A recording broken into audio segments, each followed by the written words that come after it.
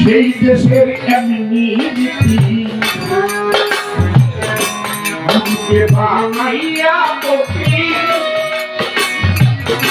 দুঃখিয়া তোলা সলমতি দিয়া ঘরে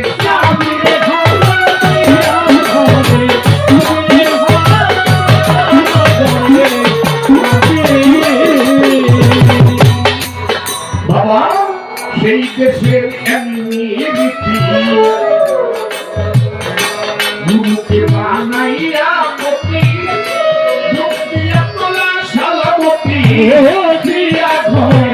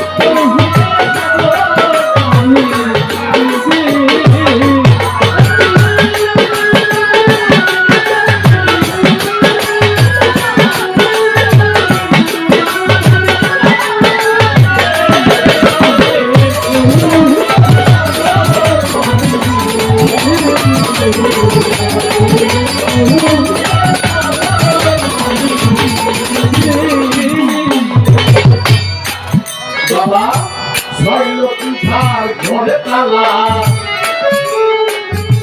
মাইরা পিছে আপে মাওলা বানাইয়াছে শব্দ তালা মুর্শিদের হাতে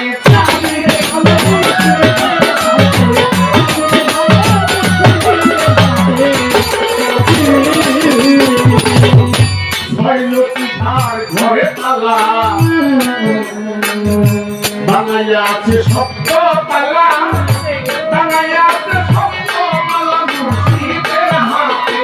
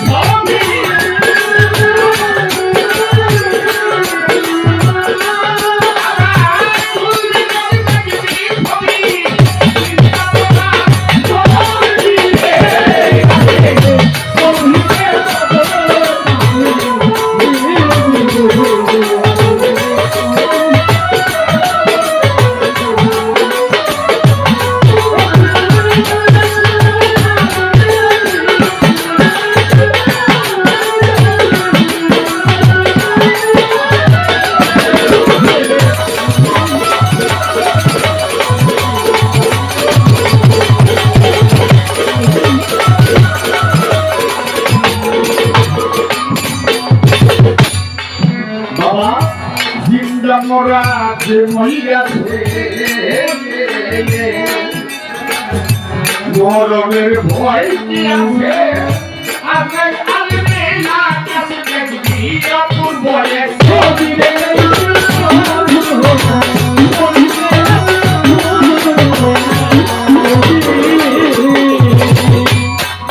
একটা কথা মনে পড়ে গেল বাবা আমরা এক মার ঘরের চারি ভাই, এক বোন। আপনারা জানেন যে বাচ্চু ভাই পৃথিবীতে নাই। বাচ্চু ভাই যে ছোট, সব পৃথিবী থেকে বিদায় নিয়ে গেছে। আমিও সবার ছোট।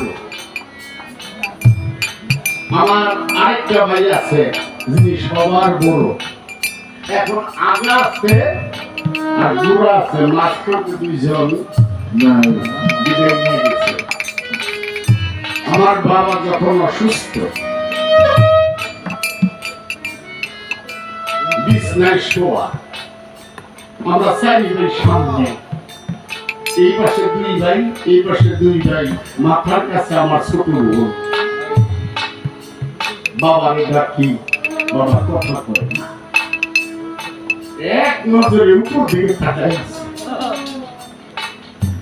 বাবার ডাকি, বাবা কথা কয় না, আমাদের কারো ডাকি বাবা সারা দিচ্ছে না। এক উপর দিকে এক নজরে তাকায় আছে, চোখে গুলো পাকিও ডাকতে ডাকতে অবশেষে বাবা বলে, আমার ডাকলস কেন?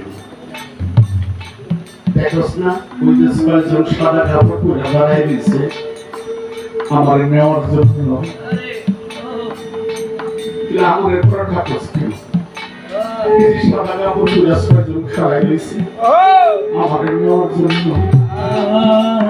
আমরা ওর দিকে তাকায় কিছু দেখি না, আমরা কিছু দেখি না। বাবা বারবার বলতেছে ছয়জন দাঁড়াই দিচ্ছে আমার নেওয়ার জন্য অপেক্ষা করতেছে। আমি আর দেরি করতে পারবো না। বাবা ছয়জন খাড়াইলে বাবা কয় নাই, খালি বলছে ছয়জন খাড়াইছে। নিজের জ্ঞানেরকে ধরে নিলাম ছয়জন কি হইতে পারে। পাঞ্জাতনের পাঁচজন আর যার যার মুর্শিদ আছে না, মুর্শিদ যখন হতে সামনে আসে তখন কি তার মরণের ভয় আছে?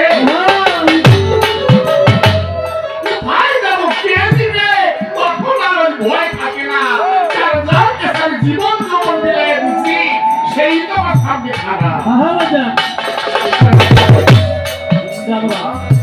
জিন্দা মোরা মরণের ভয় কি আছে?